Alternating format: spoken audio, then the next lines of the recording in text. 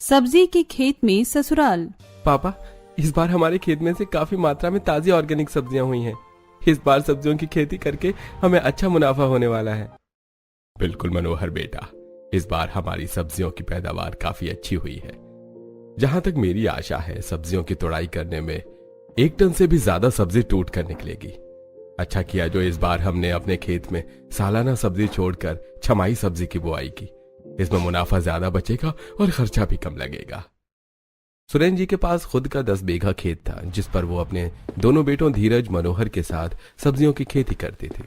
क्योंकि उनके खेत की सब्जी ताजी ऑर्गेनिक होती थी, इसलिए मंडी के जितने भी सब्जी बेचने वाले बड़े खरीदार थे, उन्हीं से सब्जी खरीदते थे। सब्जी के खेत से उनके घर परिवार का खर्चा अच्छे से चल रहा था, साथ ही घर बार भी काफी अच्छा बनवा रखा था। पापा, मैं तो कहता हूँ इस बार अपने खेत की सब्जियां तोड़कर हम खुद ही बाजार लगाते हैं, क्योंकि आगे 2-4 दिनों में छठ पूजा आने वाली है और छठ पर्व पे काफी सारी सब्जी भी पूजा में लगती है, जैसे कि अरबी, मूली, कच्चा केला और हल्दी वगैरह। तो मुनाफा भी अच्छा होगा। देख लेंगे कैसे क्या करना है। फिलहाल तो सब्जियों की कटाई के लिए कल कुछ बनिहारों को बुलवाना पड़ेगा, वरना कहीं सब्जियां पेड़ पौधों में लगे सब्जी पकाकर खराब ना हो जाए। अभी के लिए घर चलते हैं। कुछ ही देर में तीनों घर आ जाते हैं। घर काफी बड़ा और देखने में सुंदर भी था। कुछ लोग उनकी मेहनत की बातें करते थे, तो कुछ ऐसे पीछे जो उनकी सब्जी के कारोबार में कमाई देखकर जलते थे। भाई, ठाट फाट भरी जिंदगी तो ये सब्जी वाले जी रहे हैं। एक सब्जी के खेत के दम पर देखते देखते इतना बड़ा घर खड़ा कर लिया। सब्जी के कारोबार में तो तगड़ी कमाई यही कर रहे हैं। हाँ, मगर उतनी मेहनत भी तो करते हैं, तभी तो तरक्की कर रहे हैं। मंडी में जितनी भी सब्जी व्यापारी हैं, सारे के सारे उनके खेत की ताजी सब्जी बेचते हैं, और हमारे घर में भी तो वही सब्जी आती है। सच कहूँ तो मुझे तो उनके खेत की सब्जी पसंद पड़ती है। पकाने में इतनी अच्छी खुशबू आती है और खाने में खूब स्वाद भी लगती है। बिमला, तुम तो कुछ ज्यादा ही उनको चने के झाड़ पर चढ़ा रही हो। इतना भी कुछ खास स्वाद की सब्जी नहीं होती है। सब्जी में खाद तो ये भी डालते हैं। सुजाता जी, आजकल खेती बाड़ी में खाद हर कोई लगाता है, पर एक बार तुम रेहड़ी पर से सब्जी लेकर बनाकर देखना, बासी का स्वाद आएगा। और एक बार उनकी खेत की सब्जी ताजी बनाकर देखना, अंतर पता चल जाएगा। अच्छा, मैं चलती हूँ, आज साग बनाने के लिए लेकर आई हूँ। चुनना, काटना, धोने बनाने में टाइम लगेगा। इतना कहकर विमला जी अपने घर के अंदर चली गईं। वहीं सुजाता अभी भी आंखें जमा जमा कर सुरेंद्र जी के बड़े घर को घूर रही थी। आशा जी, अरे आशा जी कहाँ हैं? बड़ी जल्दी खेत से आ गए। अरे, खाने पीने का कोई होश खबर रहता है कि नहीं, या फिर एक बार सब्जी के खेत में जाते हैं तो वहीं पर मन लग जाता है। मैं तो अभी बड़ी बहू से खाना पठाने ही वाली थी खेत पर। माँ, फिर तो अच्छा होता जो आप खेत पर खाना भेज देती। आज तो खेत पर खूब ठंडी ठंडी हवा चल रही थी, आराम से खा लेते। हाँ हाँ, क्यों नहीं। तुम दोनों बाप बेटे का बस चले तो सब्जी के खेत में ही घर बसा लो। जल्दी से आप तीनों हाथ मुंह धोकर आ जाइए, खाना लगा दिया है। थोड़ी देर में सब एक साथ बैठकर खाना खाते हैं। तभी हरिचरण, जो कि सुरेंद्र जी की तरह सब्जियों का व्यापार करवाता था, वो आता है। नमस्कार सुरेंद्र जी, नमस्ते भाभी जी। अरे हरिचरण जी, आइए आइए, साथ बैठकर खाना खा लीजिए। बहुत ही बढ़िया गवार फली की सब्जी और टिंडे की सब्जी बनाई है बहू ने। अरे नहीं नहीं, बस आप खाइए, मुझको टिंडे फली ज्यादा भाते नहीं हैं। वैसे भी आपके लिए बहुत ही बड़ा सब्जी का ऑर्डर लेकर आया हूँ। आपको तो पता ही है, अभी छठ पर्व का सीजन चल रहा है, इसलिए एक सेठ को 1 टन सब्जियां चाहिए। हरिचरण चाचा, कोई सब्जी का कारोबारी है क्या जो इतनी सब्जियां चाहिए? अरे नहीं नहीं मनोहर बेटा, कोई समाज सेवक है। हर साल छठ पर्व में सब्जी बंटवाता है, इस साल भी गरीबों को बांटने के लिए चाहिए। देखो हरिचरण भाई साहब, सब्जी देने में तो कोई आपत्ति नहीं है, लेकिन पैसे तो नहीं फंस जाएंगे ना? अरे इसके लिए तो बेफिक्र रहो सुरेंद्र जी, पैसे तो हैंड टू हैंड करवा दूंगा। बाकी आप देख लो, सब्जियां देना है तो दाम भी खुला मिल जाएगा, जैसा रेट लगाना हो। 1 टन सब्जियों की मांग देखकर सुरेंद्र जी ज्यादा सोच विचार न करते हुए हाँ कर देते हैं। ठीक है, फिर मैं कल ही खेत की सब्जियां तुड़वा लेता हूँ। अच्छा, तो मैं लेनदार को आगे बोल देता हूँ कि सब्जी मिल जाएगी। चलता हूँ फिर। हाँ अच्छा जी। अजी, आपने सब्जी देने के लिए हामी क्यों भर दिया है? मना क्यों नहीं करा? ये तो खुद भी सब्जी की खरीद बेच करता है, तो खुद के खेत की सब्जी दे सकता था। मुझे तो इसकी नीयत साफ नहीं लग रही। अरे आशा जी, हमें क्या करना, जब लेनदार सब्जियों के बदले हैंड टू हैंड पैसे देने को तैयार है तो क्या दिक्कत है। एक बार में खेत की सब्जियां निकल जाएंगी और मुनाफा भी अच्छा जाएगा। ये देखकर ही मैंने हाँ करी है। बाकी अगर आप चाहेंगे तो मैं मना कर देता हूँ। जब आपको सौदा ठीक लग रहा है तो कर लीजिए। वैसे भी धीरज की शादी भी आ रही है, उसमें भी तो लाखों का खर्च लगेगा। कमाई नहीं होगी तो कहाँ से करेंगे सही ढंग से शादी। लड़की भी तो बड़े घर की देख रखी है। अगले ही दिन खेत की सारी सब्जियां तुड़वाकर जिसे लेनदार ट्रक में भरवा लेता है, पैसे देकर ले जाता है। क्या बात है पापा, अभी तो हमने खेत में से केवल एक बार ही सब्जियों की तुड़ाई की है और 5 लाख की सब्जियां बिक भी गई। खेती की लागत और जितने का खाद बीज लगाया था, दोनों का खर्चा अलग करके पूरे 2.5 लाख का मुनाफा हुआ है। इस साल हमारी सब्जियों की खेती में खूब अच्छा मुनाफा होने वाला है और इस बार जितना भी मुनाफा होगा उससे और भी खेत खरीद लेंगे। ज्यादा खेत लेकर क्या लाभ होगा पापा? हमारा तो पूरा समय इस 10 बीघा खेत में सब्जी की खेती करने में निकल जाता है। दूसरे खेत की देखरेख कैसे करेंगे? अरे तो हम खेत खरीद कर पटाईदार को बुआई के लिए दे देंगे। आधी सब्जी वो खुद रख लेगा और बाकी की जो बचेगी वो हम बाजार में बेच देंगे। सुरेंद्र जी की इस तरह से सब्जी की खेती उगाने की सलाह उसके दोनों बेटों को भी काफी ज्यादा जच जाती है। सब्जी की खेती बढ़ाने का ये सलाह सबसे अच्छा रहेगा। ज्यादा खेत होने का मतलब ज्यादा सब्जियों की उपज और मुनाफा भी बढ़ेगा, और जो भी मुनाफा होगा वो हम खेत खरीदने में लगा देंगे ताकि हमारी आने वाली पीढ़ियां बैठकर खा पाएंगी और इसे हम गरीबों को भी अपने खेत में रोजगार दे पाएंगे। और ज्यादा सब्जी की फसल होगी तो हम सीधा बड़े बाजार में इंपोर्ट एक्सपोर्ट भी कर सकते हैं। जहां एक तरफ तीनों अपने सब्जी के खेत को बढ़ाने की योजना बना रहे थे, वहीं आने वाले तूफान से बिल्कुल अनजान थे। 2 दिन बाद, अरे घर में कोई है? सुरेंद्र जी के घर के बाहर पुलिस खड़ी देखकर अब अड़ोसी पड़ोसी सभी अपनी चौखट से बाहर निकल कर आ जाते हैं। हाँ जी कहिए। जी ये सब्जी वाले सुरेंद्र जी का ही घर है ना? पुलिस वाले को इस तरह से पूछताछ करते हुए देखकर आशा घबरा सी जाती है। हाँ जी, ये सुरेंद्र जी का ही घर है और मैं उनकी पत्नी हूँ। पर बात क्या है इंस्पेक्टर साहब? देखना जरा, डांडे दूध की धुली बनकर तो ऐसे दिखा रही हैं जैसे इनको कुछ पता ही नहीं है। अरे ताजी सब्जियों का कारोबार करने के नाम पर केमिकल और इंजेक्शन वाली नकली सब्जियां बेच रहे हो, जिसे खरीदने वाले बोले भाले ग्राहक की तबीयत खराब हो गई है। कई लोगों की कंप्लेंट आई हुई है हमारे पास। सुरेंद्र और उसके दोनों बेटों के नाम पर वो अरेस्ट वारंट है। अब कम से कम 2 साल जेल में चक्की पीसनी पड़ेगी। पुलिस वाले को इस तरह से धमकी देते देखकर आशा जी की आंखों में आंसू भर जाते हैं। हे भगवान, हमने तो कभी किसी का बुरा नहीं चाहा, फिर मेरे परिवार पर इतनी बड़ी मुसीबत क्यों लाकर खड़ी कर दी। इतने में सुरेंद्र और मनोहर धीरज खेत से ताजी सब्जियां लेके आते हैं। क्या बात है आशा जी, ये पुलिस वाले क्यों आ रखे हैं? क्या बात है इंस्पेक्टर साहब, कुछ हुआ है क्या? अरे तुम्हारे खिलाफ ताजी सब्जी के नाम पर केमिकल वाली सब्जियों की तस्करी करने के लिए कंप्लेंट दर्ज है। या तो 10 लाख जुर्माना भरो या जेल की हवा खानी पड़ेगी। इतना कहते हुए पुलिस वाला सुरेंद्र के हाथों में हथकड़ी डाल देता है। तभी धीरज गुस्से में, इंस्पेक्टर साहब आपको किसने गलत खबर दी है? अरे हम लोग शुद्धता से सब्जियां उगाते हैं। ज्यादा चौड़ा होके मत दिखा, नहीं तो अभी के अभी सारी चर्बी निकाल के रख दूंगा। पहले तो आप तमीज से बात कीजिए, आप इस तरह से बात नहीं कर सकते। और पहले पता तो चले कि किसने हम पर कंप्लेन करी है। ऐसे कैसे हम बिना बात के 10 लाख का जुर्माना भर दें?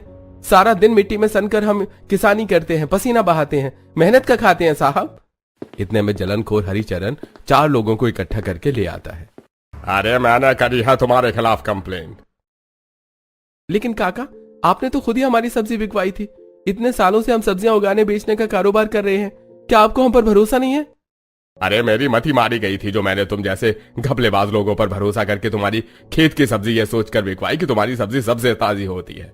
अरे उस सेठ ने जितने भी लोगों को सब्जी बांटी, उसे बनाने वाले लोग सब बीमार पड़ गए हैं। देखो सबूत के नाम पर लोग भी आ रखे हैं। क्यों भाई, क्या हुआ था सब्जी खाकर तुमको, बताओ जरा। अरे दरोगा बाबू, पता नहीं इन लोगों ने कौन सी खाद डालकर सब्जियां उगाई है। खाते ही मेरे तो पूरे परिवार की तबीयत खराब हो गई। दवा दारू करवाने के भी पैसे नहीं है। सुन लिया इंस्पेक्टर साहब, अरे ये बेचारे गरीब कमाने वाले कहां से अपने परिवार का दवा दारू करवाने के लिए पैसे जोड़ेंगे। इन सबके बाल बच्चे परिवार के खराब सेहत के जिम्मेदार तुम्हारे खेत की सब्जियां हैं, इसलिए हर्जाना तुम्हें भरना होगा भाई। हरिचरण जानबूझकर जुटे हुए भीड़ के आगे आशा और सुरेंद्र जी के पूरे परिवार की खेत की सब्जियों के लिए झूठी अफवाह और बदनामी फैलाता है, जिससे सब उसको खूब नीचा दिखाने लगते हैं। अरे मुझे तो पहले से ही लगता था कि जरूर अपने खेत की सब्जी बेचकर ये तगड़ी कमाई करते हैं, वरना इतना बड़ा घर ऐसे नहीं बन जाता। और महज एक सब्जी के खेत से कोई इतनी तरक्की कैसे कर लेगा? अरे बाकी सब्जी वालों को भी देखा है, बेचारों की जिंदगी सब्जी बेचते बेचते निकल जाती है। सही कह रही है सुजाता जी, जैसे इन पूरे परिवार वालों की करतूत है, इनका तो मुंह काला कर देना चाहिए। लोगों को इस तरह की कड़वी बात में सुरेंद्र की हिम्मत टूट जाती है। अरे बरसों लगाकर मैंने अपने परिवार के लिए जो इज्जत जोड़ी थी, सब कुछ खत्म हो गई। अरे कल तक यही लोग हमारी इतनी इज्जत करते थे और आज यही हमारे ऊपर उंगली उठा रहे हैं। अजी समय खराब होता है तो सभी साथ छोड़ देते हैं, पर आप हिम्मत रखिए, ईश्वर सब ठीक कर देंगे। कोई चारा न बचने पर मनोहर पुलिस वाले को 10 लाख रुपए का जुर्माना भरता है। आपने जितना जुर्माना लगाया था मैंने पूरे 10 लाख रुपए भर दिए हैं, अब आप लोग यहाँ से चले जाइए। अरे जाओगे तो तुम लोग, क्योंकि सरकार की तरफ से ये घर सील करने के ऑर्डर है। पुलिस वाले की घर से निकाल देने की बात सुनकर आशा फूट फूट कर रोने लगती है। मनोहर, ये पुलिस वाले ऐसा क्यों कह रहे हैं? ये हमें हमारे घर से कैसे निकाल सकते हैं? तेरे पिताजी ने पेट काट कर पैसे जोड़कर इस घर की एक एक ईंट को अपने हाथों से लगाया है। हम ये घर छोड़कर कहीं नहीं जाएंगे, ये हमारा घर है। माँ, अभी के लिए हमें इस घर को छोड़कर जाना ही पड़ेगा। चलो माँ। अजी, मैं घर में से जरूरत का कुछ सामान ले लेती हूँ। तुम लोगों को इस घर में से कोई सा भी सामान ले जाने की इजाजत नहीं है। चलो अब निकलो अभी के अभी। पुलिस वाला पूरे परिवार को धक्के मारकर उनके ही घर से उन्हें निकाल देता है। जो भी साज समाज सुरेंद्र जी ने सालों लगाकर जोड़ा था, आज वो सब लोग उनके विपक्ष में बोल रहे थे। कोई भी बुरी स्थिति में उनके साथ खड़ा नहीं था। अरे भाई, मैं तो इन सब्जी वालों को बड़ा ही मेहनती, शरीफ, खुददार, ईमानदार समझता था, लेकिन इनकी करतूत तो आज पता चली है भाई। आंखों में आंसू, भूखी शक्लें, गरीब ससुराल वाले बेघर होकर दर दर की ठोकर खाने लगते हैं। मम्मी मम्मी, मैं इतनी देर से चल चल कर थक गया हूँ, मुझे और नहीं चला जाएगा, घर चलो ना प्लीज। रोहन को घर जाने को कहते देखकर गरीब बहू कुसुम बेशब्द हो जाती है। कड़ी धूप में चलकर सभी के कदम उखड़ने को हो चुके थे। रोहन, अब हमारा कोई घर नहीं बचा, अब हमको भी गरीबी की तरह रोड पर ही रहना पड़ेगा, बाकी लोगों की तरह। पता नहीं भगवान हमारे परिवार को कैसा गरीबी भरा दिन दिखा रहा है। सभी को बहुत ज्यादा चलना पड़ गया है। पास में चटाई भी नहीं है कि थोड़ी देर यहाँ पर बिछा कर बैठ जाते। अब तो बिन छत के इस खुले में ही रहना होगा। माँ, हमको इस तरह से रोड पर रहने की कोई जरूरत नहीं है। भगवान की दया से हमारा सब्जी का खेत तो हमारे पास बचा है, सभी वहीं चलते हैं। बेघर होने के बाद गरीब ससुराल वालों के पास सब उनका सब्जी का खेती उनका सहारा बन जाता है। कुछ ही देर में सब सब्जी के खेत में आ जाते हैं। आसपास के खेतों में कुछ किसान फसल की कटाई कर रहे होते हैं। वहीं उनका सब्जी का खेत भी बस देखने भर के लिए ही रह गया था, क्योंकि जितनी सब्जी हुई थी वो सारी 2-4 दिन पहले ही टूटकर बिक चुकी थी। दादी माँ, दादाजी, चाचू, क्या आपसे हम इस सब्जी के खेत में रहेंगे? हाँ बेटा, अब हम इस सब्जी वाले खेत में ही रहेंगे। हालात ने हमारे परिवार को कहां से कहां लाकर खड़ा कर दिया। भाग्यवान कभी सोचा नहीं था इस तरह सब्जी के खेत में रहना होगा। अजी, किसी तरह टाइम ही तो काटना है, रह लेंगे। कहीं और किराए पर भटकने से अपनी सब्जी के खेत में ही रहन सहन गुजारा कर लेंगे। आशा और सुरेंद्र जी अभी बातचीत कर रहे होते हैं, तभी उनके खेत के थोड़ी दूर पर एक गाड़ियां दिखती हैं, जिसमें से हर्ष और अंजना बाहर निकलते हैं, जो कि काफी ज्यादा गुस्से में लग रहे होते हैं। धीरज उनके पैर छूता है। माँ जी, पापा जी, नमस्ते। खुश रहिए। अंजना जी, अब रिश्ता जोड़ना ही नहीं है तो आशीर्वाद देने की भी कोई जरूरत नहीं है। अरे क्या हुआ हर्ष भाई साहब, सब ठीक तो है, आप गुस्से में क्यों हैं? अरे देखिए, मैं आपके परिवार में अपनी बेटी का रिश्ता नहीं कर सकता। आपका घर द्वार देखकर मैंने अपनी बेटी का रिश्ता तय किया था, लेकिन अब आप लोगों के पास जब कुछ बचा ही नहीं है तो मेरी बेटी को कहां रखोगे? भाई साहब, हम आपकी दुविधा को अच्छी तरीके से समझ सकते हैं। माना कि हमारा घर द्वार चला गया है, लेकिन हमारा सब्जी का खेत तो हमारे पास ही है। इसी के दम पर हमने वो घर द्वार भी बनाया था। हम फिर से मेहनत करके घर बना लेंगे, लेकिन आप इस तरह से रिश्ता मत तोड़िए। आज समाज में हमारी बड़ी बदनामी हो जाएगी। कल को हमें खुद को भी बेटी ब्याहनी है।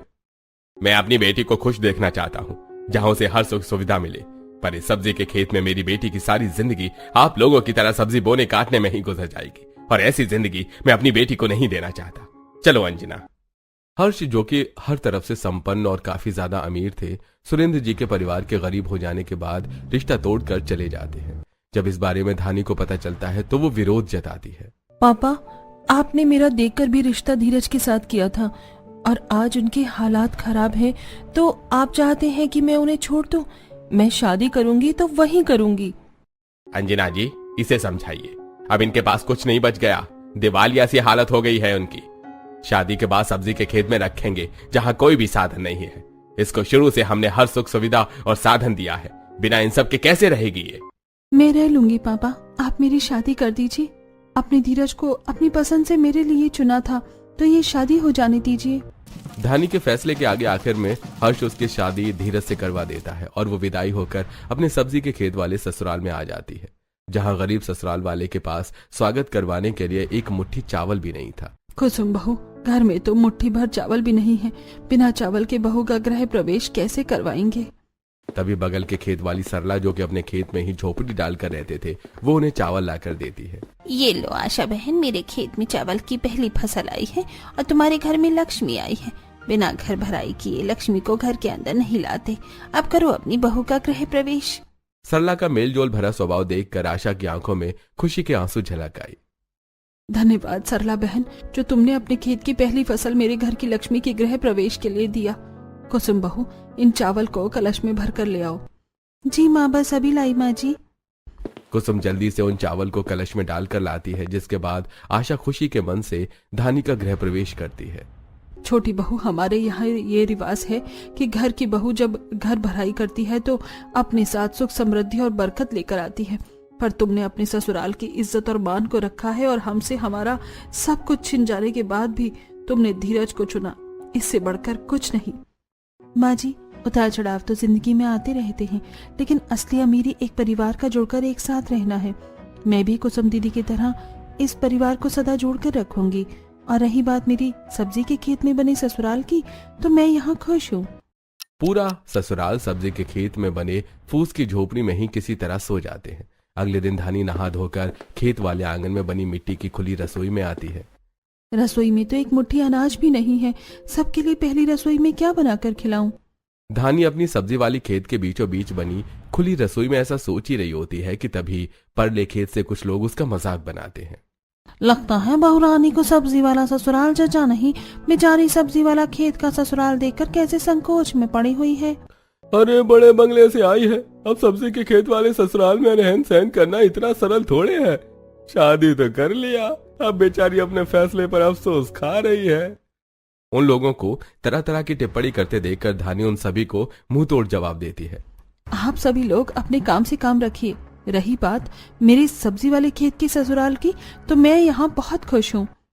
तब धानी चूल्हे की आंच जोड़ने के लिए सोचती है, जहां वो अपने ठीक सामने एक खाली खेत पड़ा हुआ देखती है, जिसमें से एक दिन पहले ही गेहूं की फसल की कटाई हो रखी होती है और पुले बंधे पड़े हुए थे। उस खेत में कितने सारे सूखे पुले पड़े हैं, उसे काट कर ले आती हूँ, ईंधन के काम आ जाएगा। धानी हंसी लेकर सीधा खेत में आकर पुले काटने लगती है। वहीं कुछ देर में कुसुम झोपड़ी से बाहर निकलती है, जहां वो चूल्हा चौखट लीपा देखती है। ये देवरानी चूल्हा चौखट लीप कर कहाँ चली गई? कहीं सब्जी तो नहीं तोड़ रही हैं? कुसुम सब्जी के खेत में ही धानी को देखने लगती है। सब्जी के खेत में भी नहीं है तो धानी गई कहाँ? तभी सर पर पुलों का बोझा उठाकर धानी आ जाती है। उसका चेहरा पसीने से तर था और थकावट झलक रही थी। धानी, अभी ससुराल में तुम्हारे पांव पड़े हुए एक दिन हुआ है और तुम ईंधन लेने चली गई। मुझे बोलती मैं ले आती। तो क्या हुआ कुसुम दीदी, अगर मैं ईंधन जुटा कर ले आई तो? इस घर की एक गृहिणी होते हुए ये मेरा भी तो कर्तव्य है। तब धानी सब्जी के खेत में जाती है, जहां क्यारी में बहुत सी कच्ची कच्ची ताजी फ्रेश लौकी लगी हुई थी, जिसको तोड़कर वो रसोई में लाकर छीलने लगती है। दीदी, मुझे थोड़ा सा शक्कर चाहिए, मैं सबके लिए मीठे में हलवा बना रही हूँ। हाँ हाँ, क्यों नहीं, मैं अभी तुम्हें शक्कर लाकर देती हूँ। कुसुम अंदर से शक्कर लाकर देती है, जिसे धानी सबके लिए लौकी का हलवा बनाती है। देवरानी जी, आज तो तुम्हारी पहली रसोई है, तो क्या सबको बस हलवा खिलाओगी और कुछ व्यंजन नहीं बनाओगी? दीदी, मनसा तो बहुत थी कि सबके लिए सबके मनपसंद के व्यंजन बनाऊं, लेकिन अनाज और आलू नहीं है। हरी सब्जी कितनी बनाऊंगी? बस इतनी सी बात, चलो मेरे साथ। धानी चूल्हे की आंच हल्की करके अब कुसुम के साथ खेत में वापस से जाती है, जहां कुसुम जमीन के अंदर से कुछ आलू कोड़ कर निकालती है जो कि खूब चमक रहा था। पता है इस छोटे वाले आलू का आलू दम बहुत स्वादिष्ट बनता है। सबके लिए आलू दम पूरी बना देना, बाकी मीठा तो बना ही रही हो। गेहूं रखा है, मैं चलकर हाथ चक्की से आटा लगा लूंगी। कुछ ही देर में कुसुम गेहूं से आटा निकाल लेती है और धानी सबके लिए खेत को ताजी सब्जी से पहले रसोई का खाना बनाकर खिलाती है, जिससे सब जी भर के खाते हैं। मम्मी मम्मी, चाची ने तो बहुत ही डिलीशियस दम आलू बनाए हैं, खाकर मजा आ गया। चाची मुझको और डाल दो दम आलू। हाँ हाँ रोहन बेटा, ये लो खा लो। सचमुच बहू, दम आलू तो बड़ी स्वाद की बनी है और ये लौकी के हलवे में तो खोए मलाई के जैसा स्वाद आ रहा है खाकर। थैंक यू पापा जी। अजी पहली बार बहू के हाथ का खाना खा रहे हो, उसे शगुन तो दो। हाँ हाँ देता हूँ। सुरेंद्र जेब में से 20 रुपए निकालकर झिझक से भरते हुए देता है। बहू, अभी तेरे ससुर की इतनी ही देने की क्षमता है, ये नेक मेरी तरफ से रख ले। धानी में अपने ससुर के दिए नेक को खुशी से ले लिया और साथ ही पैर छुए। इसी तरह कुछ समय बीत जाता है, लेकिन सब्जी के खेत के बीचों बीच में ससुराल होने के चलते सबको रहन सहन करने में परेशानियों का सामना करना पड़ता था। एक सुबह ये सब लोग सुबह सुबह कहाँ चले गए?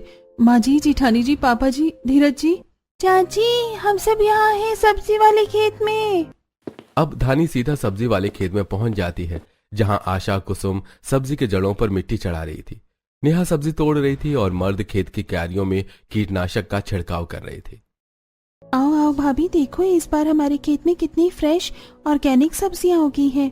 बस इन सब्जियों की बाजार में अच्छा दाम मिल जाए, ताकि सबसे पहले इस कच्ची झोपड़ी को पक्का घर करवा लेंगे। माँ जी, घर तो फिर बन जाएगा। इस सब्जी की फसल को बेचकर जो भी मुनाफा होगा उसे हम बटाई पर सब्जी बुआई करेंगे तो मुनाफा दुगना होगा। और अब तो ठंड पड़ने वाली है, तो मौसमी सब्जी लगाने से अच्छा ठंड के सीजन की साग सब्जी लगाएंगे तो उसमें अच्छा मुनाफा मिलेगा। धानी का ख्याल सबको काफी पसंद आता है। वहीं खेत से टूटकर निकली ताजी सब्जियों को मनोहर धीरज बड़े सब्जी बाजार में सौदा करते हैं। क्योंकि सब्जी ऑर्गेनिक थी, इसलिए उनको अच्छे दाम मिलते हैं, जिससे वो बटाई सब्जी उगाने के लिए खर्च करते हैं और साग, पालक, मेथी, सोया, सरसों, आलू और ठंड में होने वाली सब्जी लगाते हैं। इसी तरह कुछ हफ्ते गुजर जाते हैं, जिससे अब खेत में सब्जियों की फसल फूटना शुरू हो जाती है।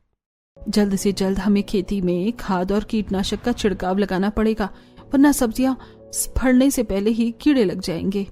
पर माँ, पहले वाली सब्जी बेचकर जो मुनाफा हुआ था वो तो हमने उस फसल में लगा दिया। अब खाद और कीटनाशक के लिए पैसे नहीं बचे हैं। खाद और कीटनाशक हम खुद से बना सकते हैं। खाद के तौर पर हम सूखे गोबर और राख का छिड़काव करेंगे। इस पूरी तरह ऑर्गेनिक सब्जियां उगेंगे और कम लागत में अच्छा मुनाफा आएगा। धानी के ऑर्गेनिक तरह से खाद और कीटनाशक बनाने की बात भी सबको ठीक लगती है, जिसके बाद सब जगह जगह से गोबर इकट्ठा करते हैं। वहीं धानी चूल्हे की राख को इकट्ठा करती है, जिससे वो खेत में डालते हैं, जिससे सब्जी पूरी तरह ऑर्गेनिक और गुणवत्ता वाली उगती है। आज से पहले तो ऐसे साग सब्जी हमारे खेत में हुए ही नहीं थे। इस बार हम अपने खेत की सब्जियां खरीदार के हाथ नहीं बेचकर खुद फेरी लगाकर बेचेंगे। हाँ, इस तरह हमें पता भी चलेगा कि खरीदार को सब्जी बेचने में ज्यादा फायदा है या खुद से बेचने में। अब धीरज सब्जी बेचने के लिए किराए की रेडी लेता है और खेत की ताजी सब्जियां तोड़कर घुमा घुमा कर बेचता है। सब्जियों में से आ रही ताजा महक देखकर लोग भर भर कर सब्जी खरीदते हैं। वहीं दूसरी तरफ सास बहू भी सब्जी का बाजार लगाती हैं। बथुआ 60 रुपए किलो, सरसों पालक 40 रुपए किलो, ताजा साग ले जाओ। तुम तो बड़े किफायती रेट में साग बेच रही हो। 2-2 किलो पालक सरसों कर दो और 1 किलो बथुआ।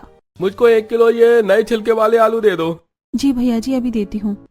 देखते देखते खेत की ताजी सब्जी खरीदने के लिए भीड़ लग जाती है और सारी सब्जी बिक जाती है। वहीं रात में तीनों भी सब्जी का ठेला पूरी तरह खाली करके आते हैं। धीरे धीरे सब्जी खरीदने वाले सैकड़ों ग्राहक लग जाते हैं, जिससे अब सब ताजा सब्जी उगाने की तादाद को भी बढ़ा देते हैं और धीरे धीरे एक सब्जी के खेत से वो कई सारे सब्जी के खेत कर लेते हैं। धीरे धीरे हम लोग हमसे ताजी सब्जी खरीदना काफी बढ़ा रहे हैं। पापा, अब सब कुछ ठीक हो जाएगा। इतने में पैसे भी जुगाड़ गए हैं कि हमारा घर बन जाए। तो कोई अच्छी सी जमीन देखकर घर बनवा लेते हैं। ऐसे खुले में सब्जी के खेत में रहना अच्छा नहीं लगता है, बहू बेटियां भी हैं। सबकी बात सुनकर धानी का मन थोड़ा उतर जाता है, क्योंकि गुजरे कुछ वक्त में उसने अपनी सब्जी वाले खेत के ससुराल से काफी जुड़ाव सा हो गया था। घर बनाने के लिए अलग से जमीन खरीदने की कोई जरूरत नहीं है, उसी से आप लोग खेत ले लीजिए। बाकी हम इसी खेत में रहेंगे। यहाँ कितना शुद्ध खुला वातावरण है। दानी का खेत वाले ससुराल से लगाव देखकर अब सुरेंद्र उसी सब्जी वाले खेत में बहुत ही आलीशान बड़ा घर बनवाता है। वहीं उनके खेत के ऑर्गेनिक सब्जियों को खरीदने के लिए हर कोई उनके साथ कारोबार करना चाहता था, जिससे धीरे धीरे आयात निर्यात करके सब्जियां बेचने लगते हैं, जिससे वो पहले से भी कहीं ज्यादा अमीर हो जाते हैं और सब खुले सब्जी के खेत वाले ससुराल में गुजारा नहीं करना पड़ता। उनके घर के अंदर हर तरह की सुख सुविधा लगी हुई थी।